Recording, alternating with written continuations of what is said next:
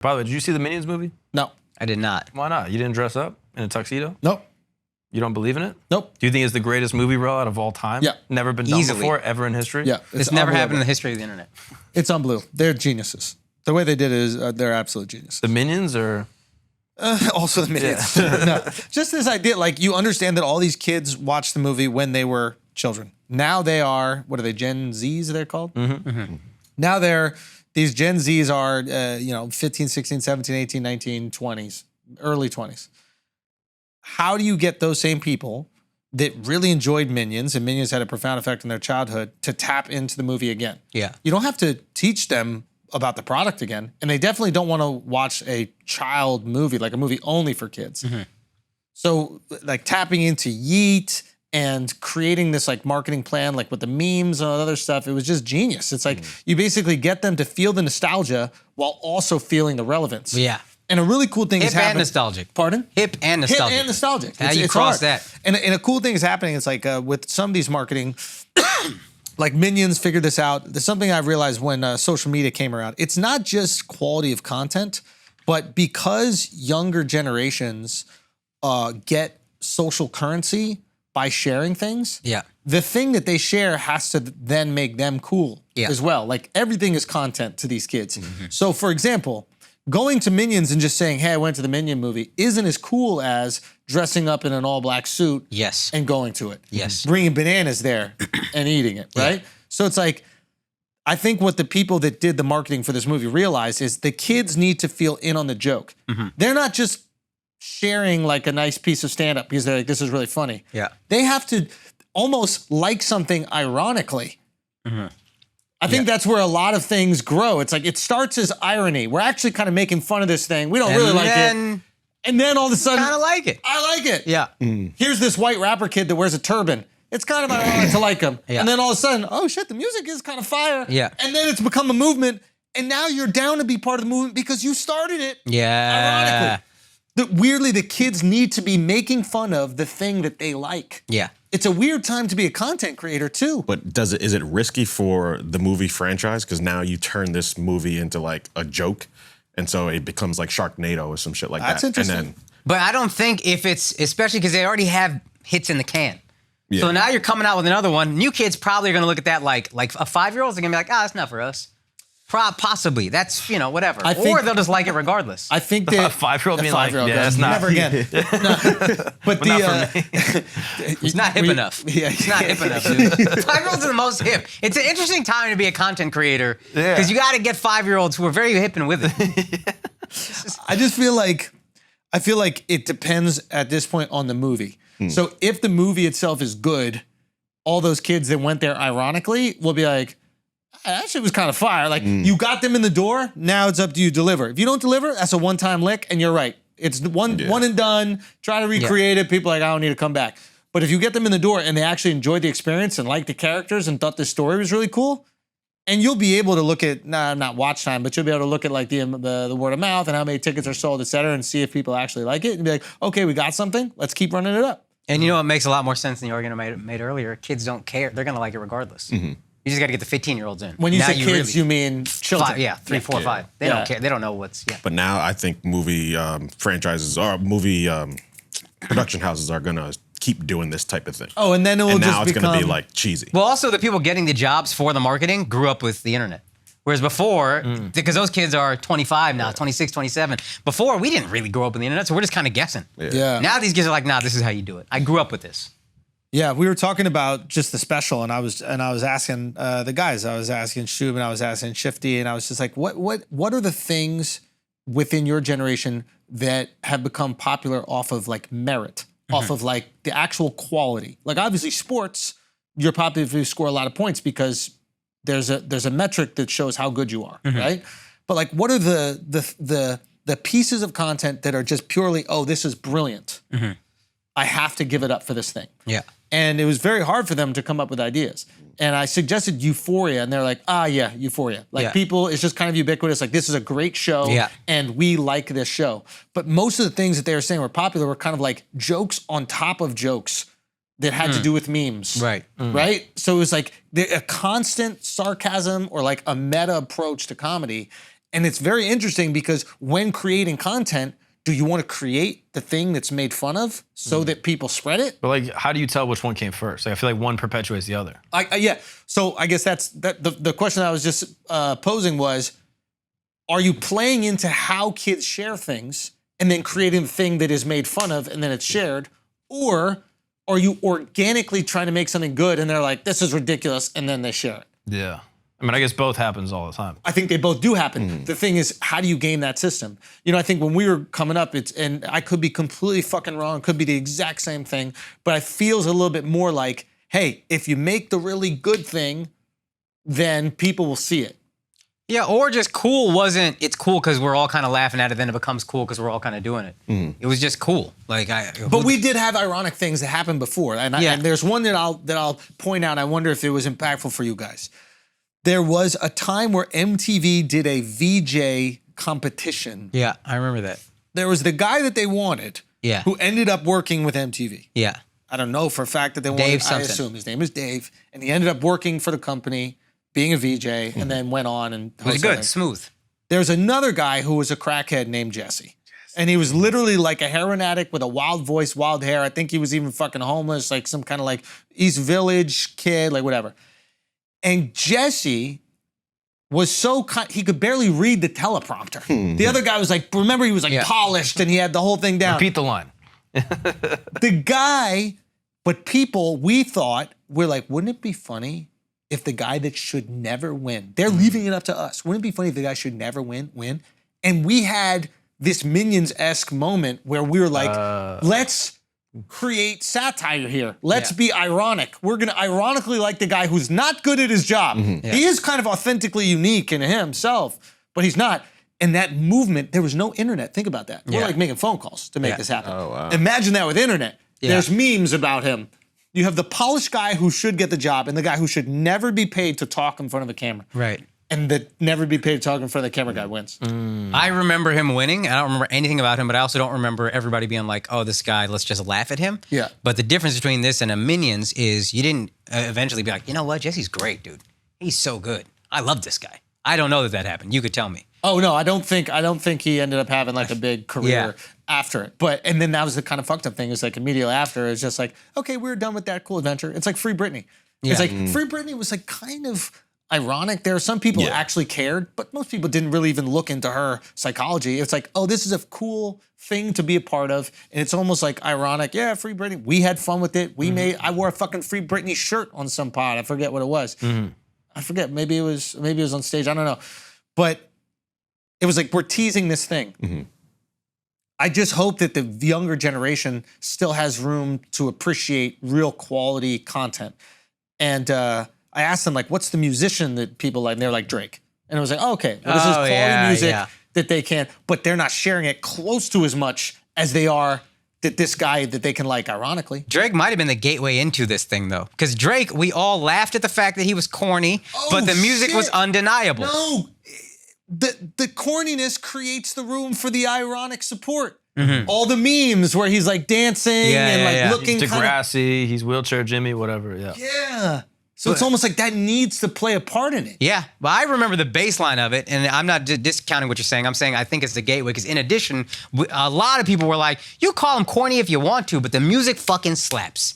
That was the pushback I would get as somebody who just didn't really like him from the beginning. You can act like the music don't slap, it slaps. Music fun. So that's where that was there, and then the memes and shit. Like when he was dancing in the fucking, used to call me on my cell phone, hotline bling. He was already fucking huge at that point. Yeah. But then it became its own like, bang, bang, What bang. does that mean? It's like, Yeah.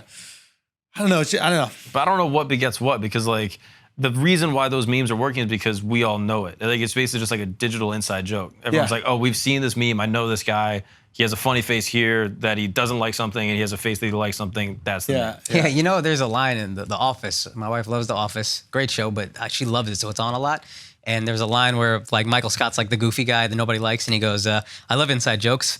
I'd love to be a part of one someday. And it's a funny line, but also that is essentially what you just said is like, yo, how happy are we when we're all a part of the inside joke? Yeah. And then we just share it and share it and share it, and then eventually it's gonna catch everybody. And if it's quality, you'll be like, yo, this is actually dope though. Yeah. And then you become a fan. Yeah. So I think Drake realized that early on, and he like leaned into it. Like to for people to meme him. Yeah. He He did saw stuff. the power of Yeah, the meme, Yeah. and At first, it It's used to bother. marketing ability. I think because remember when he first came out, people were saying, "Oh, it looked like he has Down syndrome. This kid is like super emo." Yeah. Like Canadian rapper or yeah, whatever, yeah. Somehow he just he looks like a Sharpay. sharp. Looks like a Sharpay. Yeah. He has a look. Well, to it. yeah, like he leaned into it, and now people don't necessarily make fun of his like actual character. It's just like, hey, we'll just make fun of when he actually wants us to make fun of him. Yeah, so now So everybody's like in on when the I joke. do the "I'm too sexy" song or whatever, it's like, Yeah. this is easy to meme. Yeah, he has a great sense of humor about Yeah. himself, Yes. it seems. I didn't know Yeah. about the beginning, but like it seems like he's willing to take a joke and he makes fun of himself and he's very like loose with it, which is incredibly likable when it's someone that famous. Yeah. Because most famous people, I don't want to say, I don't know most, but like the famous people that we see that seem incredibly sensitive to being teased or being positioned in a weird way. And like when you see somebody that's that famous, that successful, that's laughing at themselves, you're like, oh wow, are you like a real person? Yeah. You know? Now, what were you saying? There was Yeah, I guess like the place where it gets hung up is like I feel like if the brand or the person is too self-aware and like they are perpetuating overhandedly the memes. You know what I mean? Like I feel like Drake does a good job of like doing it subtly. Whereas he'll like, oh, I'll do a song and then people will just pick it up organically because that's what people do. So like it can come across thirsty if you're like too in on it. Yeah, exactly. Or if like he's the one that's like, hey guys, we're doing a new challenge. We're doing the My Song challenge. It's like, oh, it's not yeah, fun anymore yeah. because you're telling me the inside joke. Well, real quick on this, I'm not teasing you. Yeah. You're Yeah. too in on it. Yeah. Even if you are in it, shut the fuck up. Yeah. Let them be the ones that do it because then they're going to get all the credit. If you're the one pushing your own dance. Kiki challenge. If Shiggy And doesn't push he it and Drake caught does. shit for that too. Yeah. Oh, wait. Like a little bit because it felt forced. It was like, oh, he's really trying to get a TikTok song to blow. And like we were kind of knocking it at first. That And- Kiki challenge? Yeah, I think so. I think most people are like, Oh, I thought I Shiggy. thought Shiggy started it and it blew up, and then I saw fucking Sierra doing it, and I was like, this yeah, is but wild. like the fact that he has like the steps to the dance in the song. The Tootsie No, Slide. but Tootsie Slide. Oh, I'm sorry. I'm you're thinking of that confusing. one. Yeah, So my bad. Yeah. I think he thought Tootsie Slide. I mean, it's just so. And that one he got crazy. pushback for. I think that's Exactly. his point. Yeah, Actually. And I think we made that's fun what of I him. meant. We're Yeah. like, you want the TikTok Yes. dance. Yeah. But ironically, the one that blows up is the one where Shiggy, shouts to Shiggy, just does a hilarious video in his fucking sandals outside of his house Yeah. in Queens. And it becomes like a dance trend, Yeah. right? Yeah. And that is the pureness. And That then is Drake- authenticity. And then Drake leaned in and did a video with Shiggy and blah blah blah. Like he let it become a thing. Then he then was he in took on it, advantage, and then yeah. he's more likable. But that's I guess what's so impressive about the Minions movie is that it isn't authentic. Right. It isn't pure, but is done so well that even the people that recognize they're being marketed to are allowing themselves to be marketed to and playing into the marketing. And it doesn't hurt the fact that they outlawed it and like people are getting arrested for it because now it looks bad. So was that because that's how I found out about it? Is the kids wearing the suits to the Yeah, premiere? Was yeah. that a planted thing, or was that just something that happened I don't organically? know. I don't know how it's. Who knows? I don't know. Because I think if that happened organically, that's how I found out about it, and that's how I was like, "Oh, this movie seems fun." Yeah. Even as a 38-year-old man, I'm like, "This seems fun. Maybe I'll see this movie." It's what is that shit that was by where we lived, our old place in East Village, where they dress up, Rocky Horror, Oh, Rocky Horror Picture Picture Show. Show. right? Yeah. And it's fun to be on the inside. Yeah. It's Yeah. the inside joke. You're wearing the outfits. You're dressed up. But it's fun to be mischievous. If Minions is post on their Instagram like, "Hey guys, we're all dressing up in suits, going to That's the movie." whack. It's not mischievous yet. Yo, if Minions really want to throw gas on it, hey guys, please do us a favor. Yeah. Don't wear the suits in Yeah. movie theaters because it's causing a lot of problems. People are very concerned and blah, blah, blah. Yeah. Out of here. But that's how they do it. So like they link with Cole Bennett, the music video producer. Yes. And they're like, yeah, do the song with Yeet, and like we'll give you rights to it, but we're not gonna promote it at all. And so you just meme it the way that you're gonna do it to your audience and the way they're gonna like it. But I haven't seen anything from them saying that they acknowledge it. There's no post like on their Have you IG. seen the music video? This Yeah. is the most interesting part of it. Mhm. There's not a single shot in the music video that isn't in the movie. Yeah. It's just re-edited parts of the movie. Yeah. And I'm sure that was a part of the deal. They're like, okay, you can do like the lyrical lemonade thing in the braces when the minion smiles at the very beginning, Yeah. but you can't add anything else. There's one thing that they added. They added pictures of Yeet as a minion into like the Polaroid pictures or whatever. But that's what movie soundtracks. It's very subtle. music videos used to be. They would just have mostly video and then snippets of the movie. Yeah. Like the fucking Diddy one for Godzilla. It had like yeah. it was like kind of in the movie setting, but it wasn't. It's mainly Diddy performing and then a little cut to the movie. This is the opposite. It flips it. Yeah. Barely any of Yeet, just regular Yeet, and the rest is just Minions. Yeah. Yeah, it's just interesting. I'm curious what happens. I'm curious like what type of art comes out of this generation and like how they develop a balance between like irony and quality. Because it needs to be quality for you to be in on it. I think that's one of the things that, and I don't know too much about Yeet, but I think that's one of the things that like sets him apart is that like, even though there was irony in finding him, the music had quality where you enjoyed listening to it. Yeah. So it's like this random perfect combination. Like, yeah, it's ironic to like the white kid from fucking Seattle that wears a turban. Yeah. That's kind of like, that does rap music. That's ironic. And then you listen to it, you're like, hold on now. Yeah. Right? Like, how do you create that? How do you curate that? How do you use that type of marketing as like somebody coming up? That I don't know. Yeah, I don't know. I just think it has to be very subtle and like hands off in a way. Yeah, you can't force them. They have to create it themselves. They has to. And then how do you inspire that without having like what are they called? Plants or whatever. Yeah. I mean, you could do plants. Like I wouldn't call like necessarily Cole Bennett's collab like a plant, but like, you know, like an affiliate marketing thing. That Yeah. then like they let happen and they recognize people that are talented, that are making stuff that is moving culture. Yeah. That then they just say, do it the way you want to do it. To me, I'm like, that's the future of marketing, that if the brands want to be smart about it, they just let creators do whatever they want to do with the things that they want them to push. But tapping into the creators that already have a stranglehold on a group or culture. yeah, but like if Cole Bennett's like, hey guys, come out to watch the Whack. thing. Make a fun, do it the way you're gonna do it. Bro, do it that's the way what Cole I Bennett mean. does. Anytime we talk to brands that we're working with, right? It's just like if you let us do it honestly, it will be way more impactful. Yeah. Beyonce gets so I can't even imagine how many millions from Pepsi to do a Super Bowl ad. Then they pay for the ad itself. Then they pay for the airtime. Yeah. Imagine they just threw Beyonce half of that total money and we're like, do whatever you want, make it yours. It's a whole different. I think it hits harder. I think it saves them money. I think it makes the creator more money. I think in every way it would be more effective. It's so funny. It's like once brands or corporations figure out how to do this model, and I think maybe we touched on this earlier, but like the model will only last for like a couple years.